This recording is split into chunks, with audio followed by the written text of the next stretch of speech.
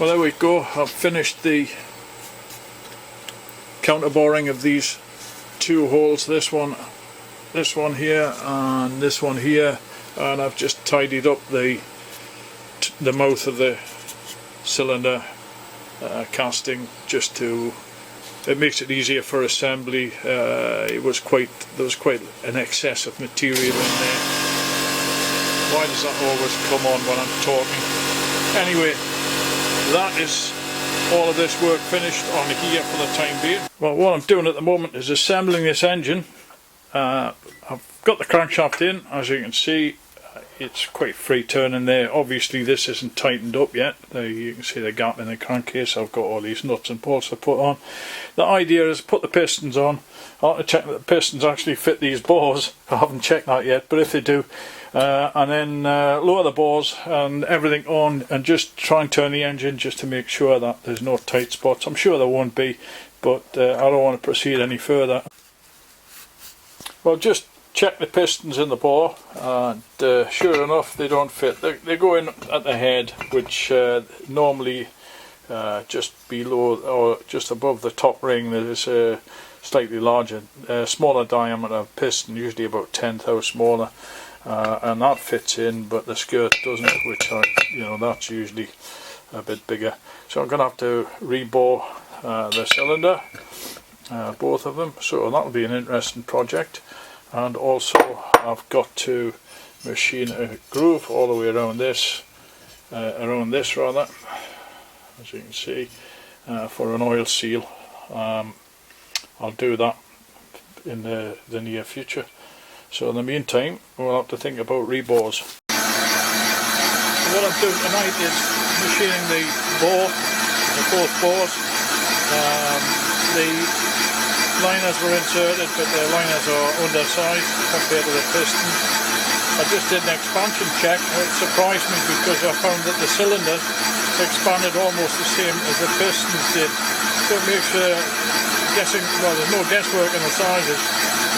They both follow the same sort of expansion curve. So basically I give it a half thou clearance on the piston, and then I'll put the horn in and take another thou or half a thou to a thou just to clean up the bore. So that should be it should be pretty good, I think.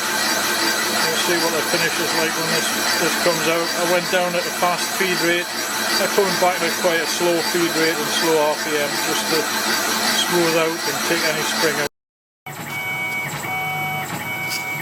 Okay, what you're seeing here is my trial program for running a cylinder horn in here. I've taken out the boring head, and basically I want to hone these cylinders so that the piston fits. I've got the horn already. I reckon that speed there will give me a nice diamond pattern. I've never really done much of my own G-coding, but this is just an adaptation of the drilling cycle or the boring cycle that I was using for this. Just the first time I've used a repeat cycle, and I've put 1,000 repeats on there, so that should enable me to just hone those cylinders fairly rapidly. I don't like the idea of honing on here. When I do set, I'll take all of this off here. I'm going to mount everything, put cloth underneath everything, so that any lubricant is absorbed by the cloth and not taken into the bedways. I'll hoover this, I'll vacuum clean all of this down before I start. It's not the sort of operation you really want to carry out on here, but I haven't got a lapping machine or anything like that, so this is the next best alternative. But I'm well pleased with the program. It only took me a few minutes to adapt, using the L for command for repeat cycles on the line of code that tells the boring head to make one pass. Just stuck it on the end, L1000, and it worked fine. And obviously I've got to alter the depths and so on to suit the cylinder horn itself, but it looks as though it's going to be work, and that's all set by, and this evening I will set to and really make it work well.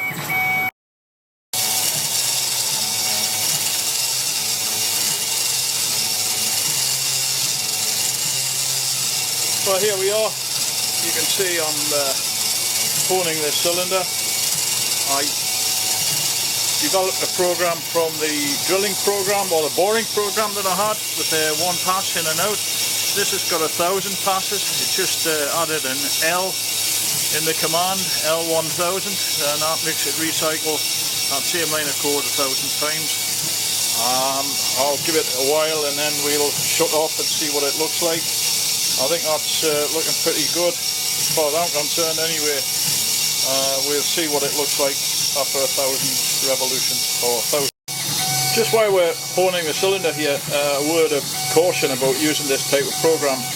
It mustn't be forgotten that at the start the machine will come from the G30 position and try to come down to depth, the safe depth above the work. Now in this case this thing is too long to enable me to do that. As you can see, we're working pretty close to the limit switches there, and apart from anything else, the stones collapse on themselves if you try to push that through the top. You have to collapse the horn itself by hand.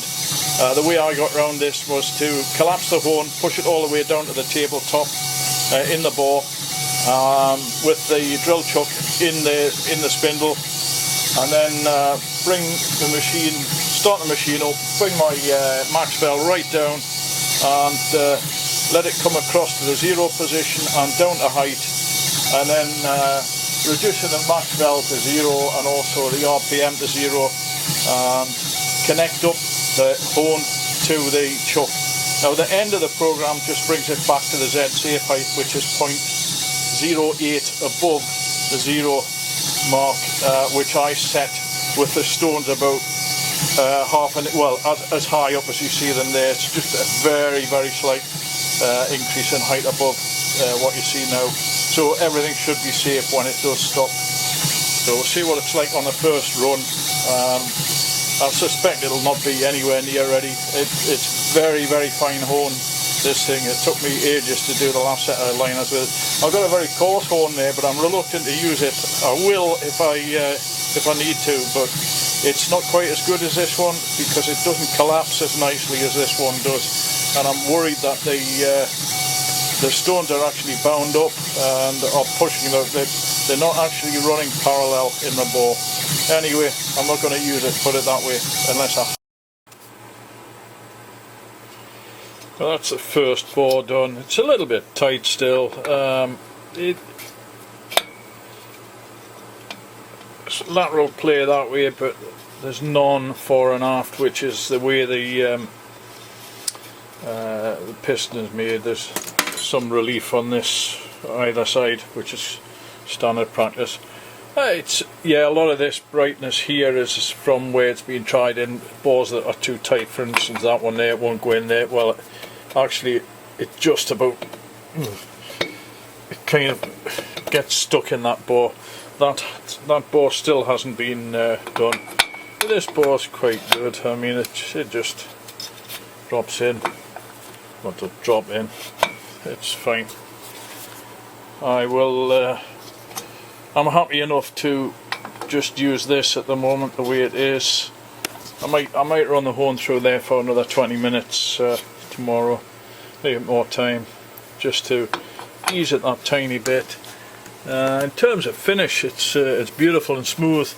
This horn is really, it's a very fine grit, and it doesn't, it leaves such a fine finish that I sometimes wonder if I shouldn't replace it with something a little more aggressive, but at the same time, as I say, it gives such a nice finish. It seems a shame to use it for anything other than the best of work. Here we are on the second cylinder. First cylinder's done.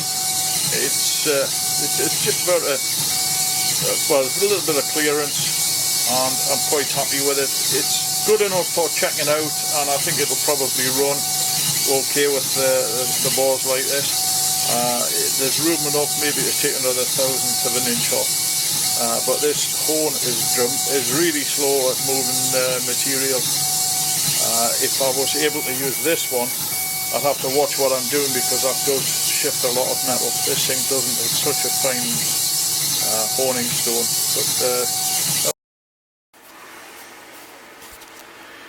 But here we go. I've assembled the engine. I had to leave one of the sets of rings out because they needed gapping, but that's turning it, just holding the shaft, absolutely no tight spots whatsoever. So I'm really pleased with that. At least it shows that everything's nicely in alignment. I'll now concentrate on getting various little bits and pieces of jobs done around the base here and get it further advanced.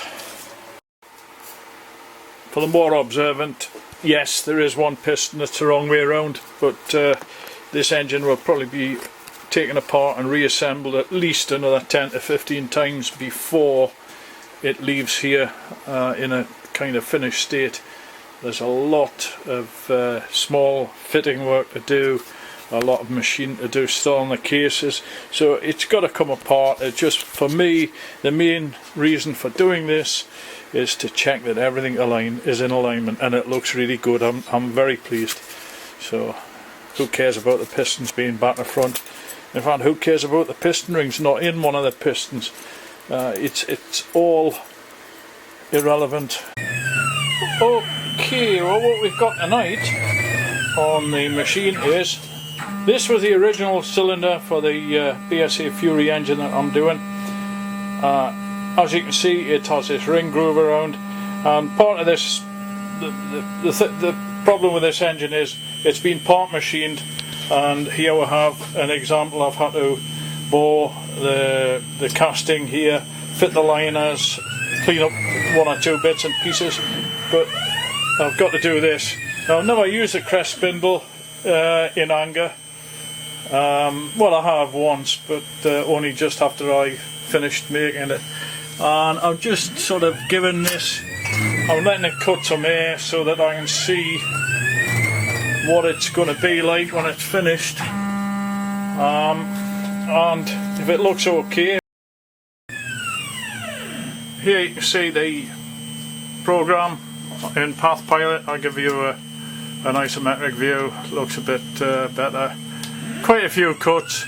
Very conservative. I always am with my machining. I don't want to go mad with this thing because I get no second chances if I make a mistake, especially with this, with it being castings.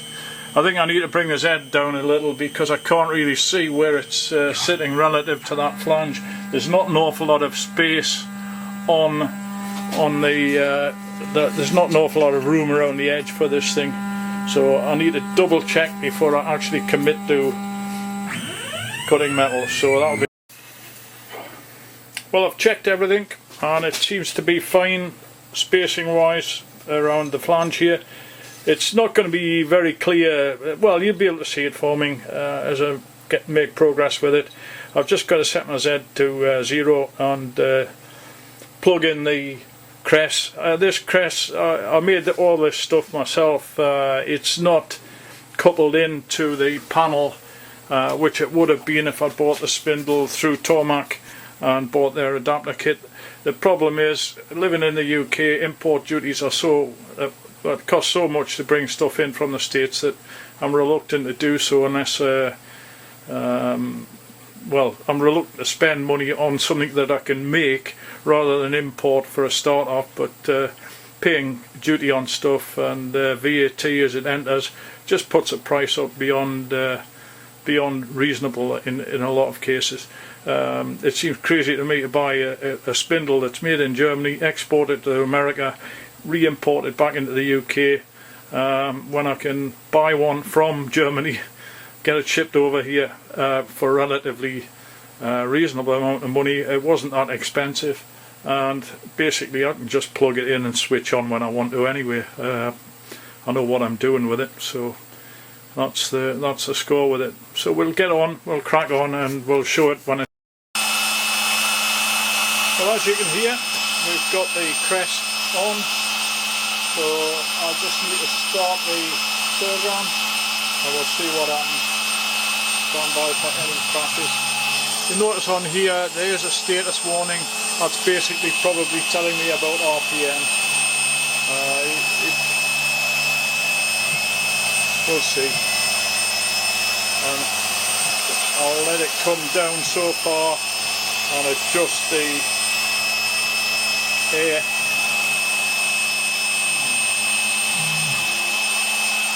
Because it's not very good at the moment.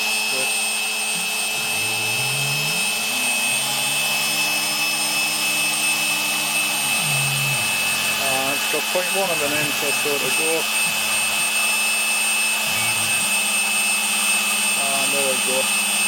So I think that's okay in terms of getting down to the work.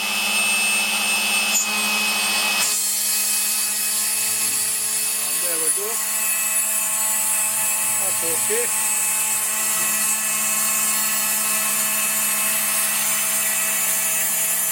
Lovely. See in there.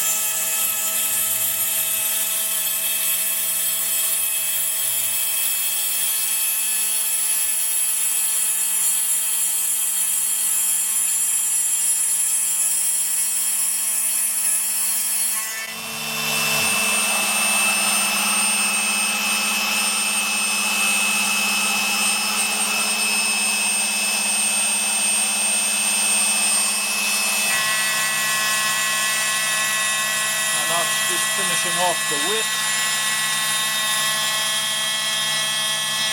It looks a little deep to me for the amount it's got to go, so I'm going to stop it when it gets round. So, and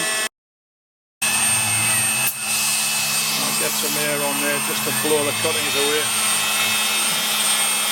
And it'll get round to the start point, pick up and move across to the other side of the groove. Just here. And there it goes, and it's coming back down very slowly, really ridiculously slowly, but at the same time I don't want to break the cutter and I don't want to ruin the job. And there it goes back the other way. Again, it's fine milling by the looks of it, so it's going on the other side of the groove, cutting the far side furthest away from us, and around it goes. And it'll get around to the start point, and it should hopefully just put half a mil cut on. We will see. And I've no doubt the compressor will kick in and spoil everything by making an awful lot of noise any minute now. Well, here we go. Fingers crossed. Let's see. That should be down half a mil. Yeah, that's much better. It's not very deep cut, so that's fine.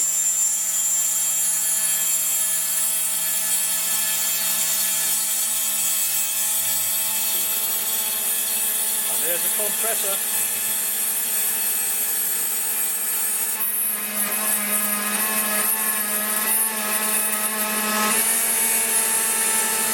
Didn't like the sound of that there. I think some cuttings were caught under. I might slow the feed down a bit.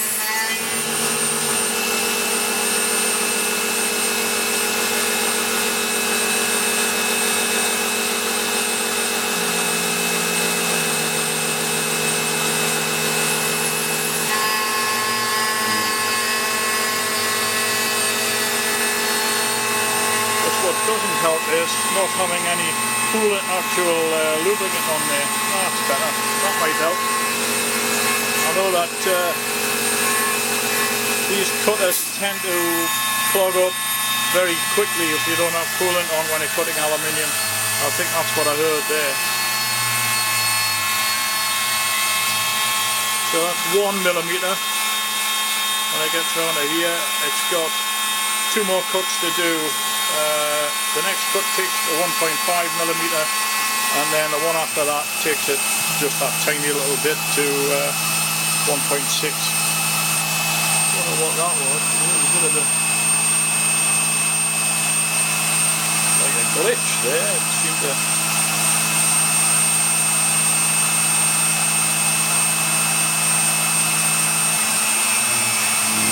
That's okay, I think. it's going to have to be an O-ring fitted in there. Should be okay anyway.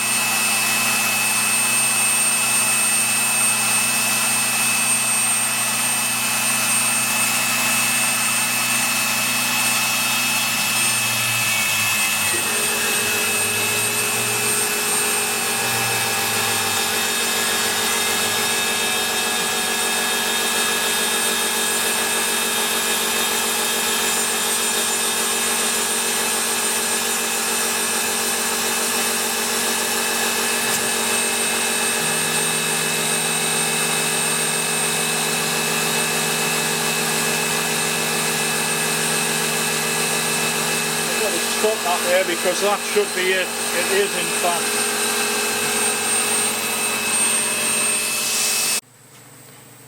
You can just see in here where my thumbnail is, there's a tiny, not a ding, but the cutter actually dropped into the work a little, and I don't know why, because I've just been through the G-code and the deepest it can go is minus 0.625, so there must have been a glitch somewhere that caused that. However, it should be cope with that. I'm sure it'll be fine once there's an O-ring in there. It'll cope with it. It's not more than about 3 or 4 thousandths of an inch deep.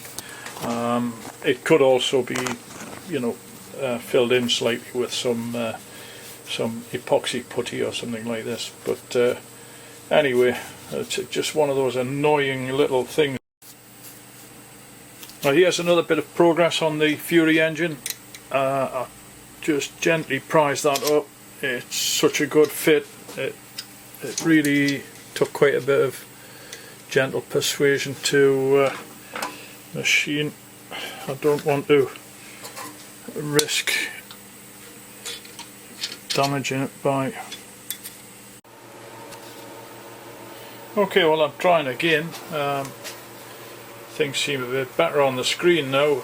I can see, and it looks like it's recording. It's gone 10 seconds.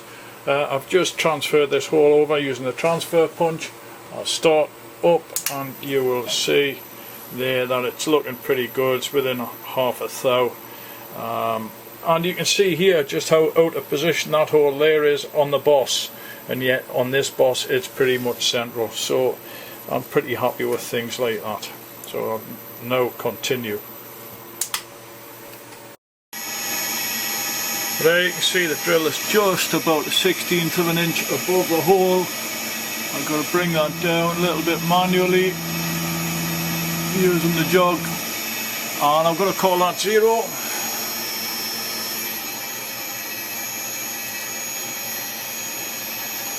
And I will use the jog controller just in the Z to come down and drill 1 inch.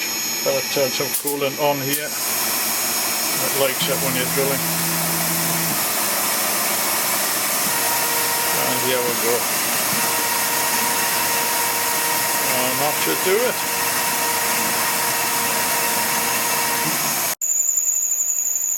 That's me showing about 0.88. It's probably about 0.875 or 7/8 of an inch deep. So that's deep enough for me. So we'll come back out using the jog controller. And that's that one. Okay, again using just the jog controller, I'm going to start the tap off.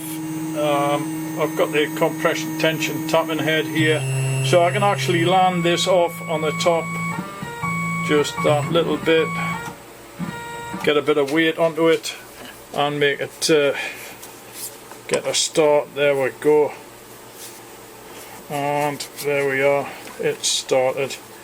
It's going into the work quite well. It doesn't take much with it being alloy. It's pretty good. I'll just take it down a bit more.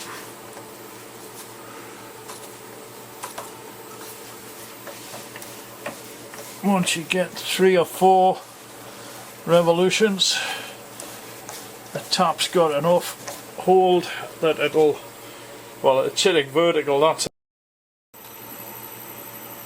Okay, well, what I'm doing now is just centering up on this hole in the alternator here, using the Hymer Centro and the Tomac jog shuttle. or whatever it's called. And let's see, trying the X-plane first, see what happens when I definitely get worse, so go the other way. Coming down, coming down, coming down. Going back up, so about there. Going to Y-axis and try there some more. Coming down. And eventually you get pretty close. There we go, it's going away again. So about there, go to the X-axis again and try. That's increasing, so go the other way.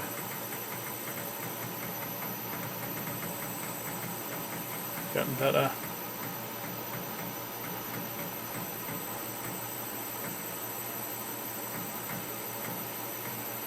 That was pretty close, and one more try on the Y-axis.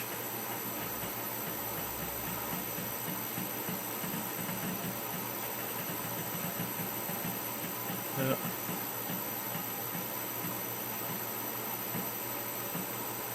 Go there, and another bit on the X.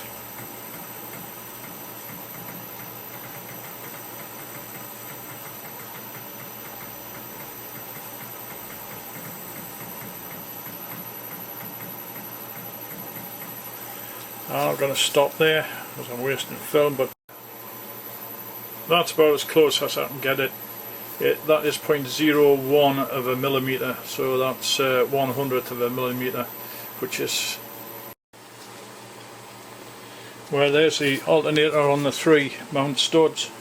It looks okay to me. The proof will be when I put this back together with the crankshaft in it and the rotor. We'll see what, or the dummy rotor. The dummy rotor is probably 30 thou larger than the actual rotor, and that's why I made it, so that even if this is a little bit awkward and tight at the moment, when you go to fit the real rotor, there's no contact between the magnets and or the soft iron core and the magnets. Okay. Well, there you see the alternator on the crankcase, or fitted to the crankcases with the dummy rotor in. I had to tap it in lightly with the leather mallet, but basically it's fine. By the time you take the bit of clearance that's on the actual thing in, there shouldn't be any problem with that. It should go straight on without any messing around. That's good. I'm quite pleased with that. I don't know whether the shafts actually turn that easily or not, but yeah, they do. You can still turn the shaft by hand. Obviously the rotor doesn't run because it's not fixed onto the shaft, but it's a very close fit. So the next thing is just to try this on, make sure it fits, which I'm sure it will. And there we go. These two are the 2 bolts that were causing me all the problems of fitting this. It's looking pretty good, and in fact it's a really good fit. Well, we'll try all the bolts in and we'll call that.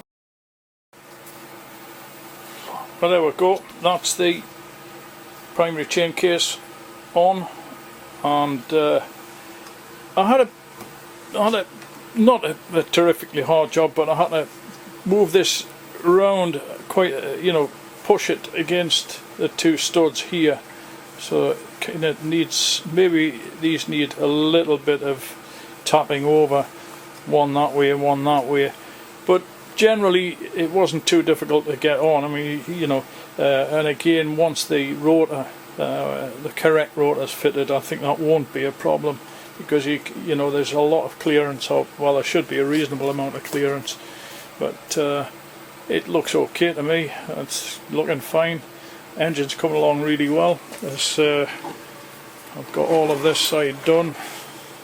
I need to concentrate next, will be concentrating on this area, get the shafts in here, get the bearings in so we can finish off. There's still a little bit of machine to do there, just a tiny skim to come off there, and I believe a bolt goes through here. What on earth for? I don't know, a stud or a bolt. Really don't know. Why would you want something there? However, I suppose it does give support to the rear of the chain case.